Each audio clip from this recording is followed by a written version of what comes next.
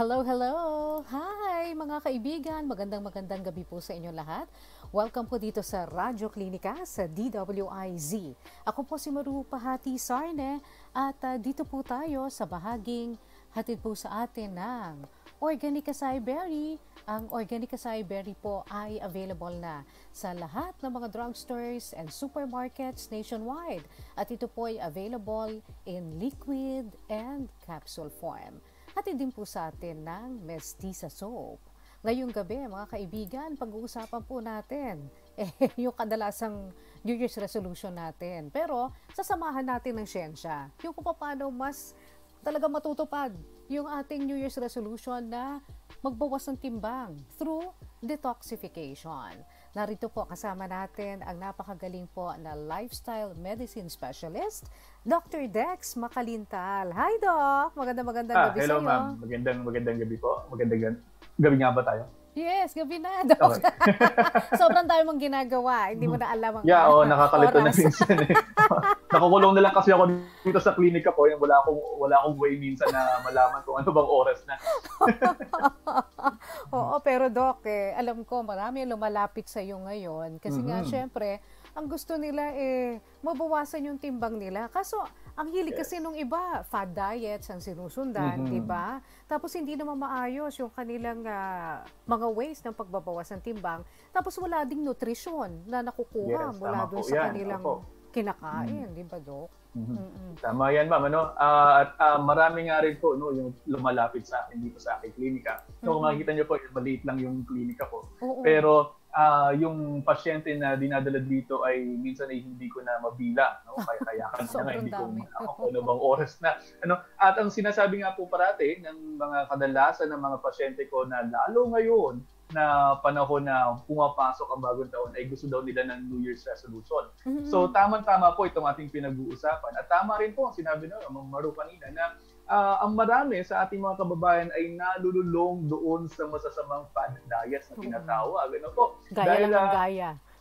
Gaya lang ng gaya. At bukod po dyan ay yun po kasi mga fad diets ay nagpapangako po sa inyo ng mga too good to be true na kwento. Like for example, kainin mo ito lamang yung kainin mo ay papayat ka na. No? And then biglang sasabihin sa inyo, ito lamang yung kainin mo ay hindi ka nakakailanganin po mag-exercise. So kapag ka po ganyan yung mga naririnig ninyo, unang-una po yan na nasa listahan po natin na maaari po itong fad diet. And these may be too good to be true. At kapag ka too good to be true, baka nga po, no? So, at ngayong oras po na ito ay pag-uusapan po natin kung paano ba talaga ang tamang pagpapapayat kasama rin po ng tamang detoxification. Oo nga. Pag sinabing detoxification, Doc, ano ba ang nililinis mo lang dyan? Totoo ba na liver lang yung dapat na detoxify? Oo. Sige, ganito po, Ma'am Maru, po. Pagka po kasi natin sinabing detoxification, ang ginagawa po niyan ay nililinis po natin yung ating buong katawan.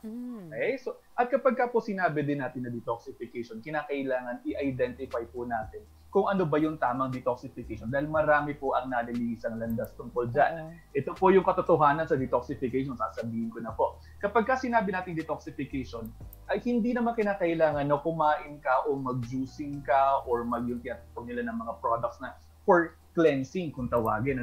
Hindi po totoo yan. Sapagkat po yung ating katawan ay may kanya pong kakayanan na mag-detoxify ng sarili niya. Mayroon po tayong mga organs na tinatawag na liver. Kung narinig nyo na po yung liver, kung hindi nyo po narinig yung liver, yan po yung atay. At kapag narinig nyo na rin po sana yung pong kidney, o yung bato, yan pong mga organs din, yan po yung ating mga tagalinis ng ating katawan. Okay. Yun pong ating liver kasi, yan po, dinadaanan yan talaga ng lahat ng kinakain ninyo, lahat ng iniinom ninyong mga gamot, at kahit na po mga food supplements, dumadaan po dyan. Diyan po sa liver natin, yan po ay meron pong mga tinatawag na mga phases, mga phases po ng detoxification kung tawagin. Para po malaman niyo ang ibig sabihin ng detoxification. Ang ibig sabihin niyan ay yun pong mga hindi na masyadong na-absorb ng ating katawan ay kino-convert po sa mas absorbable form at para po mailabas natin ng maayos. Yan po yung tinatawag na detoxification. Kung kaya para maging maayos po yung ating detoxification tinatawag, kinakailangan po tama po yung ginagawa natin para mapangalagaan yun pong ating atay at yun pong ating mga kidneys. No? So yun po yung tamang detoxification. So, itong dalawang organs pala na ito ang very vital, no, sa detoxification. Yes, kasi sila talaga yung natural na naglilinis dun sa ating katawan. Kaya lang, minsan, naaabuso natin sila sa pamamagitan ng ating mga kinakain at saka iniinom. Diba? Yes, ma'am. Katulad po ng ito na lamang, ito na lang nagdaan na holiday season. Napakarami, no? Napakarami ng aking nakikita na biglang nagtaasan yung laboratory, no? Biglang nagtaasan yung mga blood titers nila, yung mga cholesterol nila, nagtaasan, yung mga liver enzymes nila, nagtaasan sapagkat aminado naman po yung ating mga kababayan na napakain sila ng mga matatabang pagkain at napainom din po sila ng mga alak nitong mga nakaraang buwan, ano po, at ang nakakalungkot dito ay mayroon po kasing mga nababasa daw kasi sila na okay lamang na kumain tayo ng taba para mabawasan ang taba, no? So yung hindi po totoo yun. Yan yung mga keto na yan, ano po. At yan po yung mga ganyan, ma'am, ay hindi masyadong magandang practice dahil papayat ka talaga, no? Papayat talaga tayo sapagkat ang nangyayari po dyan, nag-lose tayo ng water weight and muscle mass. So, at bukod po dyan, nag-i-increase din po kasi yan ng mga plaques, kung tawagin, yun po mga tinatawag natin ng mga pagbabara doon po sa ating mga blood vessels. At kapag nangyari po yun, maaari po kasi tumaas yung ating presyon. No? Pagtaas ng ating presyon, maaaring tamaan ng puso, maaaring tamaan ng utak. So, ayaw po natin yan. So, ang pinapayo pa rin po natin ay kumain po tayo ng tama. Kasi, yun nga, medyo pag sumusunod ka doon sa mga nakalagay lang sa internet, pati yung pag-intermittent fasting na pwedeng hindi rin naman pala nababagay para sa kanila or hindi naman pala nakakatulong. Pwedeng maka-worsen pa sa kanilang condition, di ba, Dong? Okay, ito po kasi mga fad diets na nauuso ngayon sa ating bansa, no? Kasi ito ay pinapa-pattern natin kung saan-saan. Basta merong celebrity na nagsabi, ito, kainin nyo to, ito, gawin nyo to. Nagpo-follow ang lahat. Pero tandaan po natin na walang one-size-fits-all na diet. Wala pong dieta na kapag sinunod mo to, lahat okay na, no? Na kumbaga ay parang nakakand o nakakahon. Wala pong ganoon. So, pinakamainam pa rin po talaga ay pag-aralan yung inyong katawan kung babagay ba talaga sa inyong intermittent fasting at kung ano ba talaga yung tamang paggawa nito, no? Kasi maraming mga schools of thought at yung iba naman, no, nagre-recommenda nito ay mga hindi naman talaga nag-aral or nag-Google lang tapos nagkaroon sila ng ilang mga kliyente na nagkaroon ng okay na results pero hindi kasi natin na-diskwento yun pong mga kliyente na nagkaroon ng hindi okay na results sa mga ganyan. So, kinakailangan balansehin po pa rin po natin yung pagsunod sa mga ganitong klase ng mga diet sa sinasabi o mga regimen sa sinasabi. So, ano ba ang tamang detoxification, Doc? Ano ang dapat natin kainin, inumin, Anong dapat gawin? Ito po, ganito po yan, ang detoxification niya kasi sinasabi natin, ang bottom line na to ay dapat ay kumain po tayo ng makakasuporta doon po sa ating mga liver at saka sa ating mga kidneys. Okay? So, ngayon, ano ba yung susuporta dyan? So, ang susuporta dyan ay yung healthy foods pa rin po natin. Ano po, lagi natin sinasabi, natural naman kasi dapat yung kinakain natin. These should be coming from the natural food products. Kapag medyo processed na po yan, o kaya yung mga parang bago mo malaman kung saan nanggaling yan, ay maraming dinaan ng proseso, yan po ay process. So, hindi natin gusto masyado yan. Ang mas gusto po natin ay yung mga natural food products, katulad po ng whole foods, no? Yun po yung mga vegetables, fruits, whole grains, nuts, seeds, legumes. So, yung mga yan po, alam natin na, nahulog yung mansana sa puno. So, hindi siya processed. Compared to, kumbaga, an applesauce, na ang daming dinaanan, i-imagine mo pa, minsan nahihirapan ka na i-imagine kung paano nagawa yung applesauce. So, yun pong inyong kakainin dapat ay mataas na uri po ng inyong mga pagkain. So, katulad na po ng fruits, vegetables, nuts, seeds, legumes. No? So, yung mga sinasabi natin na plant-based nga, mas marami pong plants kaysa po mas maraming plant sources kaysa po sa mga animal products. Sapagkat ito pong mga animal products, lalo na yung nakita po natin, sa mga pasyente po natin na nagtataasan yung kanilang mga cholesterol, nagtataasan yung kanilang mga triglycerides, nagtataasan yung kanilang mga SGPT, SGOT. at yung kanilang mga asukal, yan po kasi inakukuha doon po sa pag-build up din ng mga animal products and processed red meats. So, yung nangyayari, ang kinakailangan po natin ay magsusuporta doon sa ating katawan sa pamamagitan po ng pagbibigay ng tamang vitamins, minerals, and antioxidants sa ating katawan. So, pero bukod po dyan sa mga pagkain na nabanggit natin, mas mainam pa rin po na nag-e-ehersisyo kayo. So, bukod po kasi sa detox, bukod po sa detox, kinakailangan po natin na magkaroon din kayo ng tamang ehersisyo sapagkat kapag po nag-ehersisyo kayo, tumataas din po yun pong inyong requirements sa katawan. Ibig sabihin, hindi kayo nagsosobra sa calories. So, mas madami yung nalulus ninyo kaysa sa inyong nagiging. That's why naglulus kayo ng weight. Di ba? Ang gusto nga natin, paalala ko lang po sa inyo, ang gusto nga po ng karamihan sa atin ay ang magpapayat sa itong mga darating na linggo. So, yan, kinakailangan po, tama po, ulitin natin, tama po yung inyong ehersisyo at tama ang inyong kinakain. Hindi pwedeng magkahiwala yan. Ulitin natin yung mga pagkain na dapat. Prutas, gulay, whole grains, nuts, seeds, legumes. Dahil ang mayroon po dito sa mga ito, mayroon po dito ay yung tama pong dami ng inyong mga antioxidants, vitamins, and minerals. At maaari din po natin samahan ng mga healthy fats na mayroon na galing po sa ating nuts, sa ating mga seeds.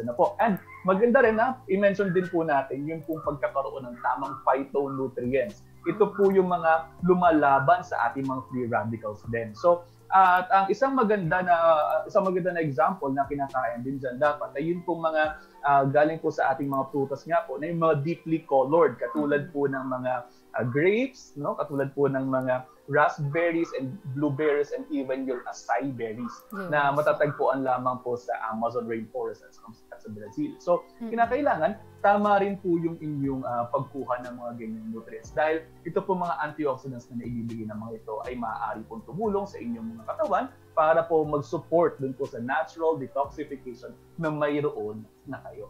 Oo. Okay. Itong katulad nitong organic acai berry kasi parang mahirap namang hanapin ang acai berry mula po doon sa rainforest ng Amazon, di ba? Wala tayo nun dito. Wala tayo nun. Oo, kung i-importin naman sigurado mahal po yung natural acai berries. Pero itong nasa organic acai berry, natural din naman ito. Itong yes, ma'am, natural din po ito. Ito po nasa bote na actually ay nagpadala nga din sa akin ang organic acai berry ng kanilang premium blend. At ito po, tiningnan ko maigi yun po kanilang yung po nutritional facts nila, ay makikita po talaga din natin na mataas po yung uri ng pagkakagawa dito. Bukod po doon, nakita rin po sa pag-aaral nila na mataas po yung tinatawag na ORAC value. Okay. Yung pong ORAC value, yun po ay kapag po tumataas doon, ibig sabihin, mataas din po yung antas ng kaya niyang i-absorb na free radicals.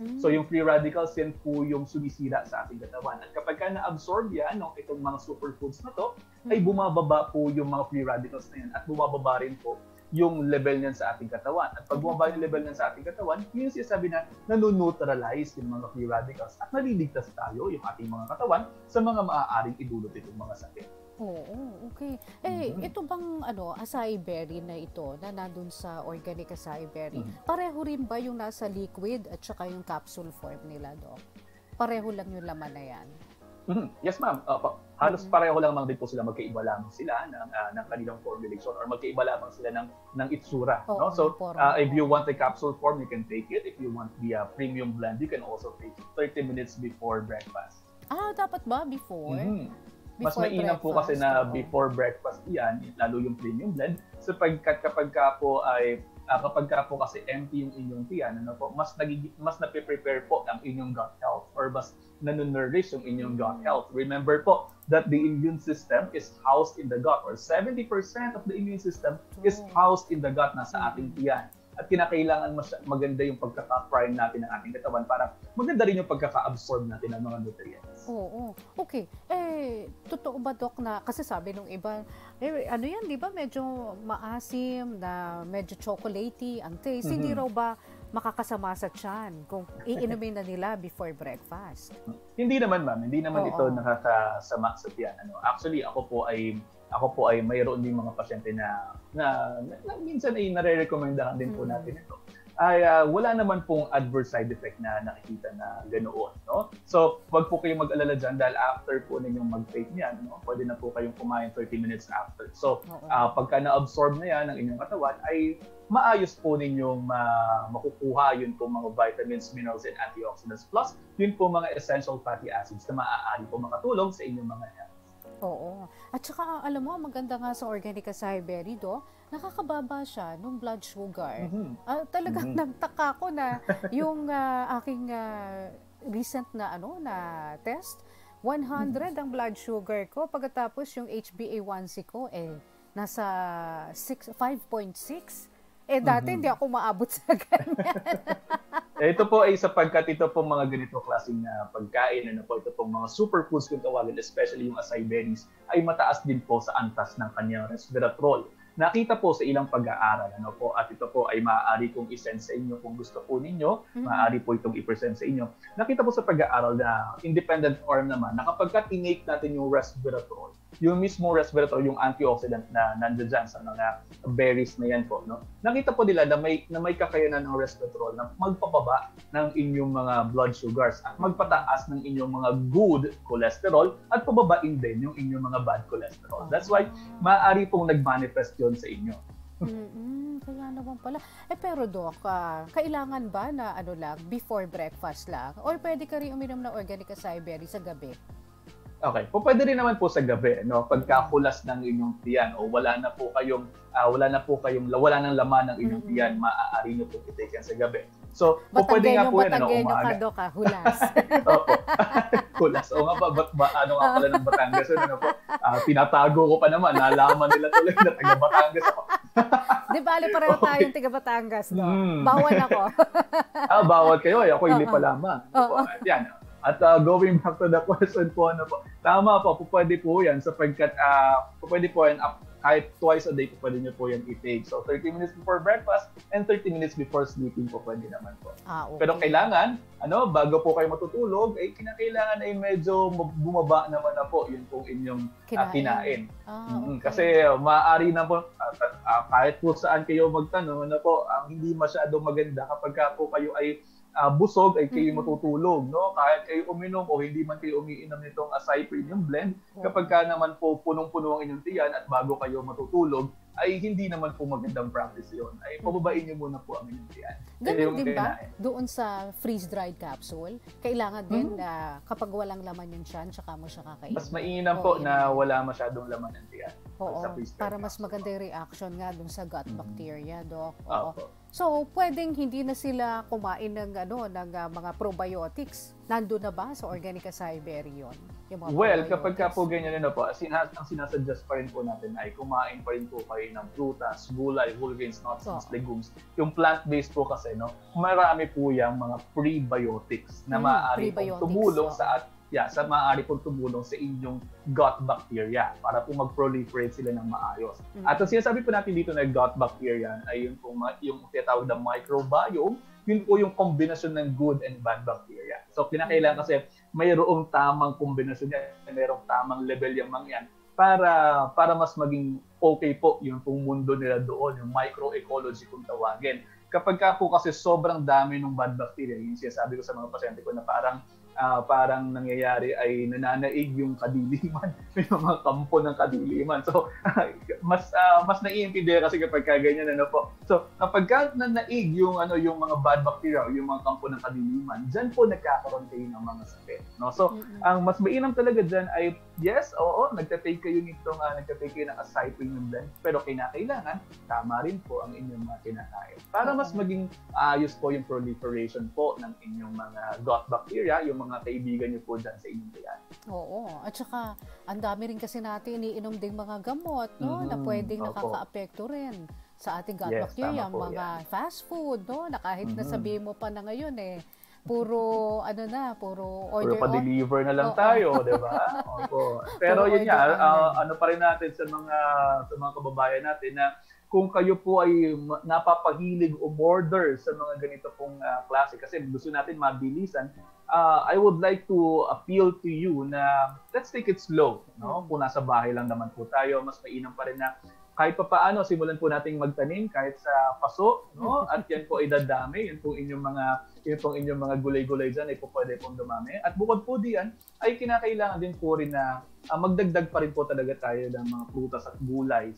Dahil nga po, kapag puro fast food ang ating kinakain, processed foods ang ating kinakain, mas nagkakaroon po tayo ng inflammatory pathway na nangyayari or inflammation na nangyayari sa ating katawan. At kapag nangyari po ito ay maaaring maging detrimental to our health. So kinakailangan magdagdag pa rin po talaga tayo ng mga pagkain na maaaring makatulong sa atin which are rich in vitamins, minerals, and antioxidants that can help us neutralize free radicals. At kasama rin po dyan, syempre, ayun pong ating Acai Premium Blend. Oo. Doc, nakakatulong din ba ito for weight loss, ang organic acai berry? Oo. Okay. Wala pong eksaktong pag-aaral na ito pong organic acai berry ay weight loss talaga yung idudulot niya. Ano po. Pero maaari itong makatulong kung tama rin po ang inyong pagkain.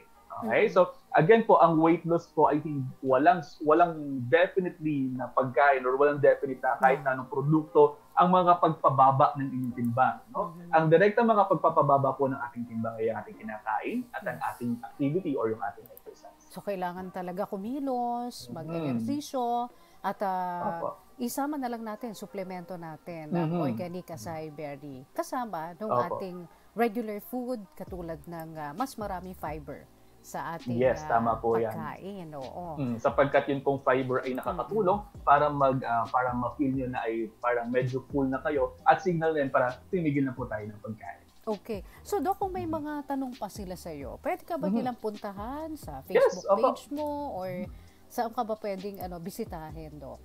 Yes, pwede po kayong pumunta sa aking Facebook page. It's facebook.com/askdocdex. Kung kayo po ay may pribadong katanungan at gusto nyo po na sagutin ko yan via email, pwede po kayong mag-email sa askdocdex@gmail.com. At kung meron naman din po kayong katanungan na mukhang masasagot ng karamihan, ay pwede po kayo pumunta sa aking YouTube channel. It's youtube.com/drdexmakalintal. Ayan, ito, nakalagay, welcome to the channel. Papakita ko nga yung channel mo, Doc.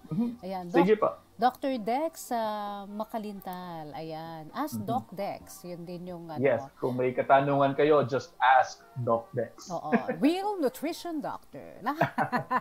Of course. Oo. Pero pwede ka na mag face-to-face dyan sa Yes, ma'am. Pwede po mag face-to-face dito po sa Makalintal Clinic. Yes po, sa Makalintal Clinic kami po ay located malapit po sa PLDT dito sa Granada.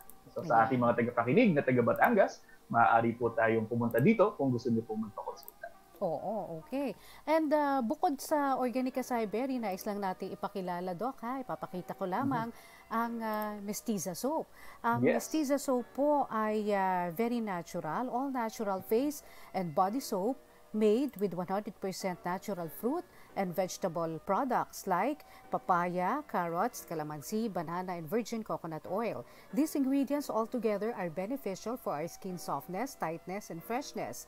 Mestiza soap ay gawa po sa cold process method, a traditional way of making soaps, at nakaka-preserve po ito ng efficacy ng lahat ng mga ingredients. That means your skin gets all the benefits from all the natural ingredients.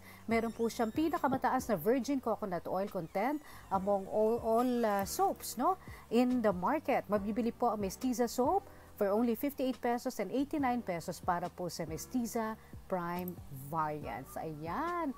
Doc Dex, maraming salamat muli at ikaw ay nakahanda lagi na magbigay ng makabuluhang impormasyon para sa ating mga kababayan, lalo na yung tungkol sa nutrisyon sa ating kalusugan. So talagang kasama yan, Doc, hindi pwedeng iwaglit ang right nutrition. Maaaring maiwaglit po ang right nutrition, ang tamang nutrition sa panggagamot po natin sa medisina. Dahil lagi ko nga po sinasabi na kapag ka po okay ang inyong nutrisyon, okay ang inyong kinakain, wala nang silbi ang inyong mga gamot. However, kapag naman po sira ang inyong kinakain, diyan ay mas magkakaroon ng kailanganin natin ng gamot. Pero mas mainam pa rin talaga na ipe-prevent natin yung ating mga sakit sa tama pong pagkain, tamang ehersisyo, tamang stress management, even vices management, at kung kinakailangan ng supplementation kung mali ang inyong pagkain, magdadagdag po tayo niyan. Yan, okay. Anyway, maraming salamat muli, Dr. Dex Makalintal, ang lifestyle specialist, ating doktor po sa lifestyle diseases at nagbibigay po ng dagdag na tulong sa pamamagitan ng tamang nutrisyon. At ang bahaging ito, hatid po sa atin ng Organic Acai Berry. Organic Acai Berry available po sa liquid and capsule form sa lahat ng mga drugstores and supermarkets nationwide. Okay, thank you so much din kay Miss Marichu Bondalo, kay Mr. Mark, at saka kay Miss Kathy Salimbangon, ang CEO po ng Organic Acai Berry. Thank you, Doc. Happy New Year! Yeah, thank you po. Happy New Year po. Okay, Doc.